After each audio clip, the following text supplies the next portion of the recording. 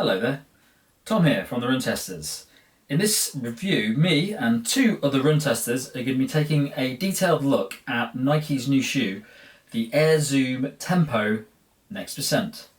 Let's see if it's worth the hype.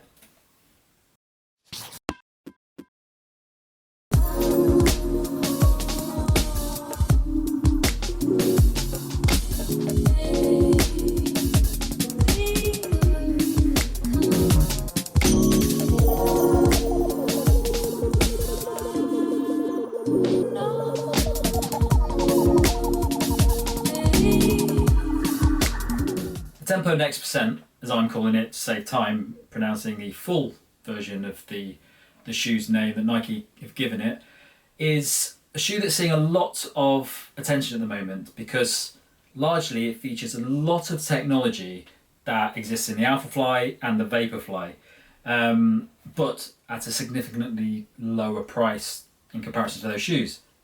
That technology runs all the way across the shoe, from React foam in the heel, the ZoomX foam in the midsole, these air cushion pods, a Flyknit upper, but Nick's going to talk about that in a little bit more detail shortly. First of all, let's just run through the top line stats about the shoe.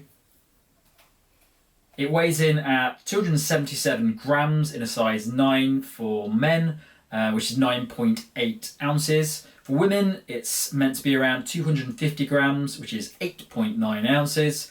The price is £170 or $200. There is a 10mm drop, and it's a shoe designed for road running. Nike has thrown an awful lot at the Zoom Tempo in terms of design, and we're going to come to the whole kind of chaos of stuff that's going on in the midsole here in a bit. But first, quick word on the upper, which is Flyknit. Obviously been around for a while now, used in kind of one of the 4% versions, Zoomfly. It's a pretty good upper. I've always quite liked Flyknit. It's tight enough, I think, to get like a reasonably good lockdown racing fit, fast running fit, but it does have a bit of give in it. Not necessarily sure it's as tight and as, you know, as firmly locking your foot down as the Atom Knit on the Alphafly, but it's okay. I've always kind of got on with Flyknit quite well. It does fit quite tightly though, especially around the toe box. Then the midsole, right. So we have got all manner of things going on here. This is React foam at the heel here, which is kind of more durable, kind of hardier than ZoomX, which is the foam here, which is the really springy, lightweight stuff used in like the Alphafly and the Vaporfly. So Nike's obviously whacked this here to increase the lifespan of the shoe, because just ZoomX tends to wear down quite quickly. React, I found, has lasted for a long time. I really like the feel of React foam. I know it divides opinion a bit, especially if you have a larger foot size, but yeah, it's there at the heel now. Then from ZoomX we lead on to Air Zoom pods under the forefoot. Same stuff as you get in the Alphafly. It's two little Air Zoom units. They provide more pop to your kind of toe off, a little bit more kind of explosive and responsive than the ZoomX foam by itself. In the midsole is also a carbon composite plate. Now I've seen the kind of cutaway of the shoe, and this doesn't run the full length of the shoe. It kind of comes in really where the colour starts. And Nike say that basically it's just to kind of smooth the transition between the various foams of the shoe, from the ZoomX onto the Air Zoom in particular, because you can feel quite weird, these two little pods, if you haven't got the plate along with the foam, is the idea. So all of that is thrown in there, kind of, and the carbon composite plate is less stiff than a full carbon plate. The idea is that your foot still has to train itself. Feet can get lazy with just running on carbon plates, apparently. So yeah, it's a softer foot as well, so you can log more miles on this without getting that kind of stiff feel of a carbon shoe. On the outsole of the shoe, you've got a fair bit of rubber. Interesting, this rubber is also a different material to the one used on the Alphafly, Nike told us. So even though it's similar amount on the forefoot, it should be a bit more durable, it grips well, and there's a bit more on the heel here, again, just to increase durability. Actually a pretty grippy shoe, didn't have any problems with that. The stack height is going to be a controversial thing about the shoe. I confirmed this with Nike kind of a couple times, because the stack is 42mm in the men's and 40mm in the women's at the heel. And actually in the sample size for that they used to determine World Athletics rulings, US 8.5, they said it's 43mm stack in the men's, which means it is too high to legally race on the road. The limit is 40mm. Obviously this is a shoe designed purely for training in Nike size, but obviously for most average Joes out there, you might buy a shoe like this. It's a fast shoe, you might want to race in it, and you're probably not going to be in trouble if you do. Like, no one's probably going to measure it with a ruler at each race, but it is technically too high for racing. It's illegal under World Athletic standards. The drop is 10mm from heel to toe, and the price is £170 in the UK. So when it came to fit for me, I ran in a UK 8.5. That's my usual size and a size that I would often wear in pairs of Nike shoes. I found it to be really, really tight. It was a way too snug fit in a couple of places. I quite like it when you have a good kind of sort of tight fitting upper around this section, but across here, it was really, really too tight. And I found actually even in the toe box that my toes were quite squashed and quite cramped.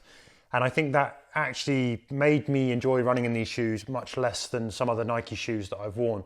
I would definitely recommend going up half a size. The other thing that I'll say in terms of fit is actually this lacing, I had to loosen it off quite a lot. And then when I did so, the laces on these are quite short. So you only have a small section of laces left to tie, and that was a bit of a problem for me as well. When it comes to fit, I did go true to size in the Tempo Next percent, and it does fit. It's reasonably tight around this toe box. I don't know, you could size up, I think, and it would be comfortable. Flyknit does have a bit of give in it over time, I find, so I'd be tempted to go for your normal size, maybe have a slightly tight feel at first, but it probably will ease up a little bit. But yeah, you could either go half a size up or maybe go true to size, I think, in the Tempo Next. Fit for me was absolutely fine. I really like this Flyknit upper design. It's kind of flexible, it's comfortable, it's breathable, works really well. This also found that I did need this tab at the back to pull them on, because it is quite a kind of hugging sock-like feel. So you do need that to pull it up. But overall, fit completely fine. I'm an 8, and this fit perfectly for me, so it's true to size. So, running impressions. This is a very interesting shoe, and no doubt a very divisive shoe, as we've seen. I think there's lots of reviews out there of different opinions. The very first run in this I did was a track session. So I did 2 sets of 2K at 320 per K pace, and then 5 400s at 75 second pace, with kind of 60 seconds off in between. And I absolutely loved the shoe. I won't lie. So I went out and I had one of the best track sessions of my life. I was running beautifully. Everything felt very smooth. I did the last of my 45s in 60 seconds just because I felt so good. The 75s felt so easy. Everything felt brilliant. And the faster I ran in it, even on that last 400 meters, 6 seconds, the more this shoe seemed to give me in terms of explosive pop off the shoe. It's a bit like the Alphafly in that, the kind of the faster you go in that, the better it feels. And yeah, to be honest, I loved this shoe. I thought, fantastic, Nike's absolutely nailed this. Then I went out for an easy run in the shoe, and not so good. Started with my friend immediately going, I was running with, that's very loud. It's a very slappy shoe, it really is loud. And just doesn't feel that good for easy runs. And I did another easy run in it again, didn't feel that great. I felt my hamstrings were very tight after easy runs in this shoe, tighter than normal, certainly. So I wasn't a huge fan of it, and then I did a kind of hour easy to steady, finishing again at quite a good pace, and it just felt good again. And it really was just a case of every time I ran quicker in it, I started to enjoy the shoe more. Every time I ran easy in it, I didn't like it. That really obviously the name is the Tempo shoe, and it is good for tempo runs, and even I found quite good for track sessions as well, very good for track sessions. But yeah, that does mean it ends up being quite niche if it's not comfortable for easy runs. So on the run for me, I'm going to keep this pretty short and pretty sweet. I haven't run a lot of miles in these. That is something that I should be clear about. I've probably done about 20 miles. I haven't really enjoyed many of those miles at all. I don't think this is a shoe for me. The first thing that I find it really hard to get over, and it seems like a silly thing, but the slapping sound that you get with footfall on these shoes is so loud that I had people turning around as I was running up behind them in the street. I went running with mates and they were like, what are those things? What's that noise coming from the bottom of your feet? It's really loud. Even if you try and run as light and as nimble as you can, and I just don't like that. It stops me zoning out when I'm running, and that is a bit of a problem. Beyond that, I just didn't find these a comfortable shoe to run in on any of my runs. And that goes from running a slower clip right up to putting in faster miles. I do know that they are definitely designed for running faster, and I think that's when they come into their own. You can certainly feel some pop, and you certainly get that propulsion. But overall, the way they fitted around the foot, the way they felt underneath the foot, they're a shoe that I was acutely aware that I was wearing, and that's something that I don't really like. You know, I've recently run with the Hyperion Elite 2, and actually, by comparison, that's a shoe that you put on. There isn't quite the propulsion, I don't think, but it's such a subtle feel. It's a nice shoe to run in compared to this I didn't really enjoy. And I think one of the main things on the run is that I just found them to be a little bit intrusive, actually. I'm not keen on shoes where you're really aware that they're sort of manipulating the way that you move, or that you're kind of constantly aware of them underfoot. You know, you really should melt into the background. Yes, you should be able to go faster, and yes, you should get responsiveness and propulsion, all those things, but it should be with comfort, and it should be in a way that I believe that you can just slip into it and not be aware that it's actually really happening to you. These feel the opposite to me. I couldn't get my feet comfortable in them. I couldn't get my footfall comfortable using them. And I have to say, I didn't really enjoy, each time I had to go out and run, I didn't really enjoy lacing them back on. I know these are shoes that appear to be sort of dividing opinion in that sense. Yes, I think they're quick. Did I enjoy running them? No. Would I choose them, therefore, to run quickly in them? I don't think so. So I'm just out in the Nike Zoom Tempo Next Percent. I've done 3 runs in them so far. This is my 3rd run. A couple of them have been kind of slower, kind of training runs. Today I tried a bit more of a tempo run, and as you'd probably expect from the name, that's where the shoe kind of excels. I'm actually really enjoying running them at the moment. They're an interesting shoe because there's a lot of different materials at the bottom, and as you carry on running in them, you kind of notice the different materials when you're doing different things. So that heel section does feel like React foam. It does feel a bit kind of spongier. When you land on it, it doesn't feel particularly like you're going to jump off of it. You're going to kind of sprint forward. The airs at the front, you don't notice them all the time, the little pods, but every now and then I kind of lean into a turn and I pick up a bit of the air pod, and it's a nice feeling. It doesn't feel particularly propulsive, I don't think, but it does feel nicely cushioned. It doesn't definitely feel like it's slowing you down. But yeah, I'm enjoying them, and the only thing I would say that I'm picking up at the moment is they do feel a little bit wobbly, which is probably what you'd expect from a shoe with this sort of high stack. So it's probably to be expected.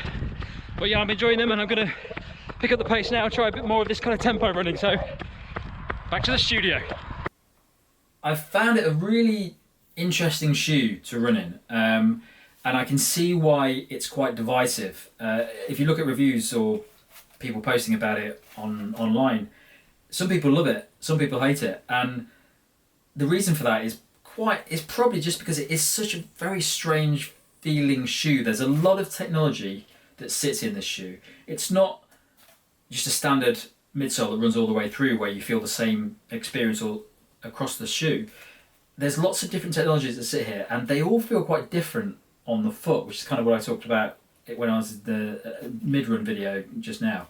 At the back you've got that React foam, which does feel, it takes a lot of impact in, but it doesn't have a lot of responsiveness that comes out. So if you're landing on that heel, it does feel like it doesn't feel like a fast shoe. At the front you've got these AirPods, which if you've never run in them before, I haven't run in the Alphafly. Nick's knows quite a bit about the Alphafly, but those pods do feel quite strange. They affect you depending on how you land on them. So if you pronate, you're probably going to feel a lot more of that Zoom cushioning than somebody who runs straight down the centre of the shoe. And I've noticed that feeling from these as I'm turning corners or kind of veering towards one side or the other. And it doesn't happen all the time. It's an experience that kind of picks up during a run, but not consistently. The idea that this is a tempo shoe I find quite interesting, because I've never owned a shoe specifically designed for tempo running. It seems quite a niche shoe to have. And normally I just own race shoes or training shoes. I don't really have anything that sits in between. So it is quite an interesting concept. And obviously if you're doing races, you're going to need 3 pairs of shoes, because I did a race in these earlier, and you can just feel when you're racing it that it's not designed for racing. I usually run in the Vaporfly, and that shoe just feels so light and so bouncy for the whole run. And the experience is just really, really nice to have when you're running. This still feels fast, but it doesn't feel like a nice experience when you're racing in it. It feels quite strange. Sometimes you'll land and it just doesn't feel like you're propelling forward very much. Sometimes you do feel like you're picking it up a bit, but it's really dependent on how you run, the speed you're at during that race. and just maybe how your foot's shaped and things like that. But I think it is quite a niche shoe that is, and I can see why it's polarizing for everyone who's tried it. Having said that, for me, I've had no issues at all with it. When I've tested it in faster training runs, I really liked it. It does feel fast. It does feel bouncy, or kind of propulsive. And I do quite like the React foam for deadening the impact as you go along. It does promote longer, faster runs, which is interesting because I don't really associate many shoes with longer, faster training runs. So my verdict on these, I don't think they would make it into my shoe rotation. I don't think I'd be reaching for them really, to be honest. I think that the uppers are less comfortable than the Vaporfly Next Percent. I think the kind of footfall and the way they run is less comfortable than the Alphafly. And I think over the past sort of few months where we've tested a lot of kind of carbon plated shoes that are there for going fast, I just don't feel like they have that overall comfort. They were far too intrusive for my liking. And yeah, that slapping, I just can't get beyond it. And therefore, I don't think that I would personally be reaching for these regardless of the run. So I'm going to be really harsh here, and this is a very, very harsh critique, but this shoe to me felt like a shoe that you would make if you were trying to make a cheaper version of the Alphafly. That's how it felt like on the run. That's how it feels when I'm holding it in my hand. And I don't necessarily think that's necessarily what Nike have gone out to do, but that seems to be, to me, what you've got here with this particular shoe.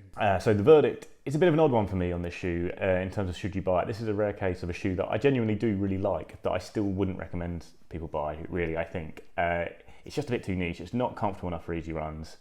It does fit in well as a fast trainer, but there are other options I'll come on to, and it's not quite quick enough for your proper race day performance. And at 170 quid, you're not far off the kind of price of things like the Adios Pro, same price as the Adios Pro, in fact. The Saucony Endorphin Pros there. They're both faster shoes. They're also more comfortable on easy runs, I found. So yeah, it's not quite up there as the kind of top flight racers, which does mean it gets relegated to that kind of shoe rotation as your fast trainer. But even there are problems with it. Basically, there is a really good clutch of shoes in this bracket at the moment. I've just started testing the Endorphin Speed. There's also the Brooks Hyperion Tempo and New Balance's Fuel Cell TC. They're all really nice shoes. All of those I think are more comfortable on easy runs than this, while still being similarly fast on speed sessions. So they're more versatile, they're a bit cheaper, and crucially they're all race legal as well. I mean, I don't know how many people that'll bother, the fact that it isn't technically legal to go use in races, but it would bother me buying a shoe for that kind of price when something like the Endorphin Speed for a lot of races, it might, if I'm not, if it's not a key race, I might just use that instead of one of my carbon plate racing shoes. But yeah, again, people aren't going to be checking these shoes, I'm sure, at races, at small local races, but still it's a bit weird to me that it's above the limit, even as a training shoe. So yeah, I think there's better options out there right now, all round, even though this is, for me, an excellent shoe for fast running. And I think if you really just want that, it's maybe better than the Hyperion Tempo from Brooks. I haven't really done enough of the Endorphin Speed yet, but it's probably a similar level of performance. So yeah, there is that. It also looks very nice. But yeah, for me, it's too niche, too expensive, and doesn't perform well on easy runs. And then there's the fact that the stack isn't technically race legal, which even in a training shoe I think is a bit of a shame. My verdict for the Tempo Next Percent, I do actually really like this shoe. I think it's got a hell of a lot going for it. It's just a very confusing shoe to anyone looking to buy it, because I think a lot of people are probably looking at the shoe thinking it's a cheaper alternative to the Alphafly or the Vaporfly. It isn't in any way. It's not a race shoe like those shoes. It won't feel like that shoe. It won't deliver the same results as those shoes. But that doesn't mean it's a bad shoe. It's a very specific shoe designed for tempo running. There's a lot of elements to the shoe, and the result of that is the whole experience is quite confusing for a runner. So if you're heel striker, you're going to get a different experience from this because of the React phone in there. If you're over pronate or under pronate, you're probably going to get a different experience because you've got the cushion pods in there that feel a bit different. So I think the shoe's going to feel different whoever wears it. For me, I'm probably going to use this shoe very specific runs where I am trying to go faster, but I also want a level of comfort that I don't get from my race shoes. I talked to Nick last week about track training them, and he said it's very, very good for track training. So I'll probably use it for those and see how that delivers. But I really am enjoying wearing them. I'm just trying to work out the exact use case for the shoe. Alternatives for me would be the New Balance Fuel Cell TC, which also has a plate going through it and is designed for faster training runs. It doesn't feel very similar to the Fuel Cell TC though. Fuel Cell TC feels more similar to Vaporfly than this does. Other options would be the Nike Pegasus Turbo 2, which has some similarities with this shoe, or the Nike Zoom Fly 3, which for me, I think this actually feels more like a Zoom Fly shoe than any other shoe that's out there. It's very similar in the kind of responsiveness and the hardness that you get from this shoe. So that's it from us. That's our 3-way review of Nike's Air Zoom Tempo Next Percent. Please like and subscribe and click the little bell icon that sits around here somewhere. And don't forget that we've got loads of other videos on the channel, including all the latest watches and headphones for runners. Catch you later.